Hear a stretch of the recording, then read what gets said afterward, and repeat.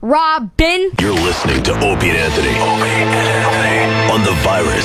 Sirius-XM. I think specific profiling, especially in terms of airliners, is an incredibly dangerous thing to be doing. I really do. I think the moment you only start frisking people you think might be Muslim fundamentalists... No, I don't mean only. You've got a big problem. I don't mean only. But the primary part of it... Where do you draw the line, though? How far do you go with it? Common sense. And I think that, again, you're never going to get it 100%. Because, sure, there are Chechens and there are white people. No, but it's easy for us to say around here. If you're the director of Homeland Security, yes, and you absolutely want to 100% prevent another atrocity in the airways, where do you draw the line with this profiling? Who are you not going to check? You have to check. It doesn't mean by doing profiling, I'm not saying remove other checks.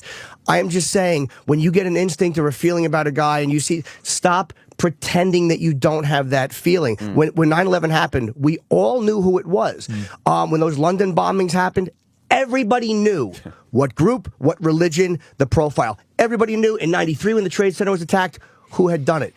And again, there was a false one in Oklahoma. We thought it was Middle Eastern men, and we were wrong. It was McVeigh and Nichols. So I'm not saying it's 100%, but let's just stop this way we're bullshitting. We're all sitting in a room. Well, coming back to your first point was a good one, which is that there should be no problem in political leaders like David Cameron or Barack Obama, talking specifically about Islamic fundamentalist extremists, where there is absolutely no doubt from their rhetoric that they want to kill people and kill lots of people. Where you're talking about that body of people, there should be absolutely no question. You go after them as hard as you can. But you've got to be very careful that in doing that, you don't alienate a whole population of Muslims.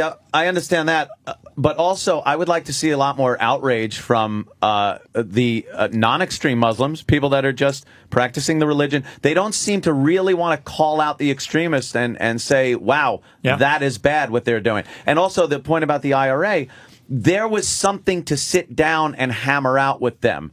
What they wanted. They wanted their freedom. Now, when you have to sit with an enemy that just wants you dead because of your lifestyle, that's a little hard to find common ground. Wait a minute. The IRA wanted British politicians dead. Oh, they did, but they tried to kill Margaret their... Thatcher and her whole government. They killed some people that day. But that was to get what they wanted. They had an end to their means. They wanted They actually had a political agenda. What he's saying is Islamic fundamentalists have an agenda. Don't have a political They have an agenda. They have an agenda. It's like Independence Day. What do you want? The end of what they see as the imperialistic West, which they believe propagates, these kind of Western values that they despise. It's a similar in their heads. They believe women, the way they in what treat women, and the way we treat women, so they look at us as infidels, and we have to pay with our lives for it. How do you bargain with that kind of fanaticism? The answer is you have to. I saw recently interviewed Rudy Giuliani, and he'd been meeting with a fairly extreme group and got a lot of flack for it. And I looked at it as a Brit who'd been through the whole IRA thing and thought,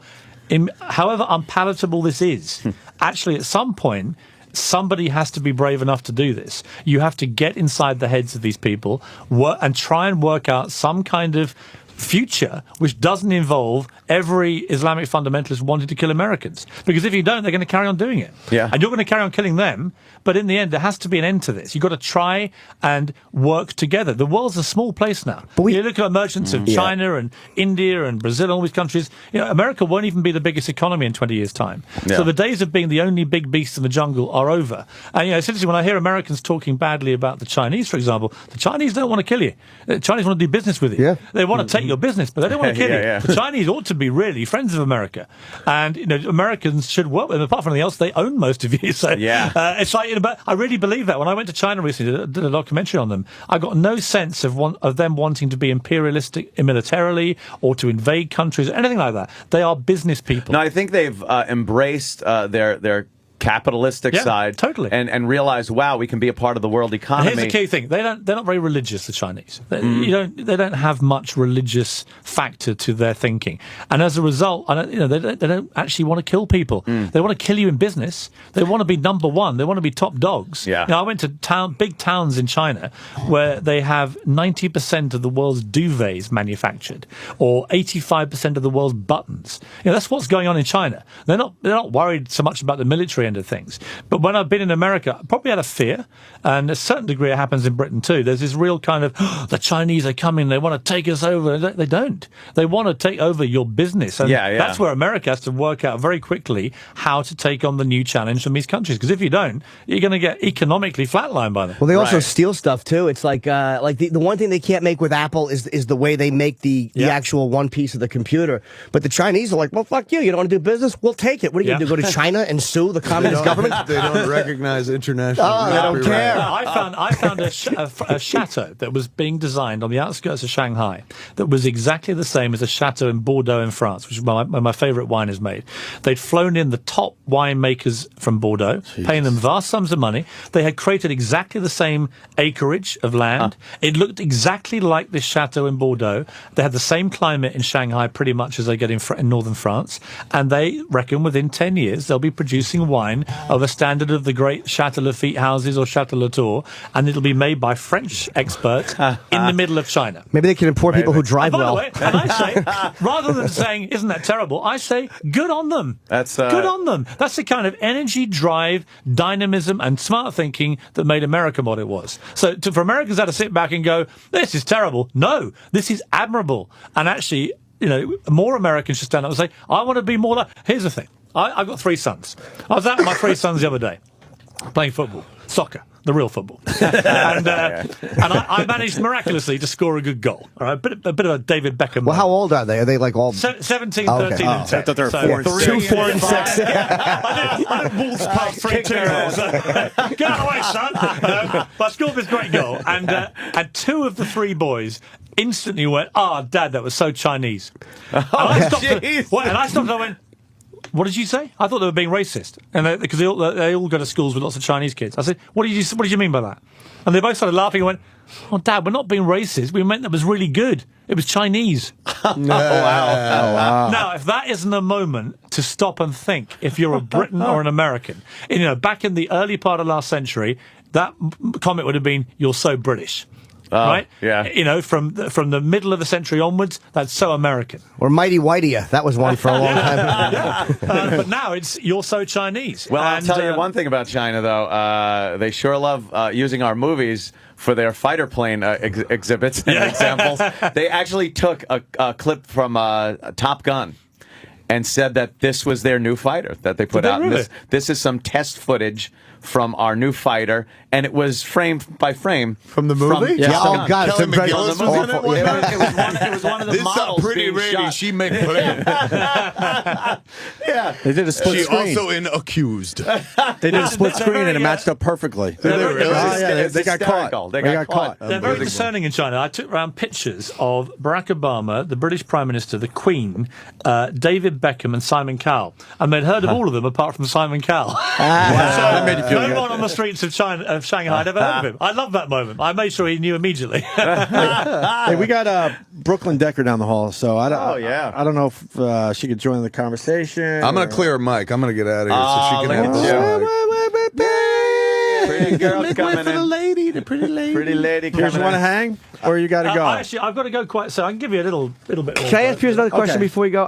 Yeah. There's a couple more things I want to. I'm Let's get curious. Brooklyn walking down the hall. I'm curious as to how you feel, because the media in general, it's the media again, and Fox is very conservative, and other ones are very biased liberally. Where do you think the media is fairly balanced? Like, where are they balanced? Where there's kind of like both ideologies. This will sound completely self-serving, but it's one of the reasons I joined CNN.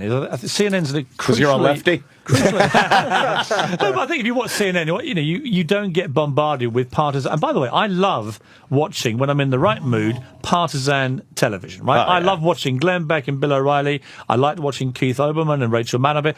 Depending on the mood I'm in, like most journalists, I switch around anyway. I think a lot of issues now sort of circumnavigate left and right anyway. So I like watching them. But do I want to actually do that myself? No, I think there's a really important position for CNN right now, which is globally, the reason that they are the most trusted name in news as their advertising goes is because they really are. They're independent. And people accuse them of being liberal. I don't see that in the programming that I watch, and I've been here a few months now watching it. They try and toe the straight line whilst expressing opinion that doesn't necessarily mean they have to be pigeonholed right or left. It's important so that Americans have a choice. If you're in the mood for a bit of right-wing whacking, turn on Bill O'Reilly. O'Reilly and hear him whack away, and it's hugely popular. I know whacking means something else here, doesn't it? Yes. I didn't mean it quite in the way. Probably a lot more fun than the way you're meaning it. Toss off. Well, you have a choice. I believe in choice. I really do. I think everybody knows what they're getting when they watch Fox News. You know what you're getting when you're watching MSNBC. And you should know what you're getting when you're watching CNN. If you want to have unpartisan, unbiased reporting, put on CNN for a bit. If you're in the mood for a bit of a rough and tumble, put on the others. But my job, as I see it, is to make the independent voice of CNN more opinionated. I mean, the stuff we've been talking about today, I don't think I could be honestly positioned as left or right based on this discussion. Right. There will be people like Bill O'Reilly listening to it who might want to pick up some of the things I say and say, he's a lefty, and there'll be people on the left going, actually, he's a righty. Taken out of context stuff is the best for making a and I quick don't care soundbite. about that. But in the end, I've expressed what I believe to be opinions which are perfectly sound opinions, but open to debate. Everyone's entitled to an opinion. Where it strays too much into too predictable, I always know when a news story breaks exactly how MSNBC and Fox will report it. Mm-hmm. When you're that predictable, there's something wrong. News is not that predictable, and it shouldn't be. What's happening in Egypt is a classic example. Most Americans, I think, are quite confused. Is Mubarak a good or bad guy? Because he's been a great ally to America, and make no bones about it, he has been. His people love him.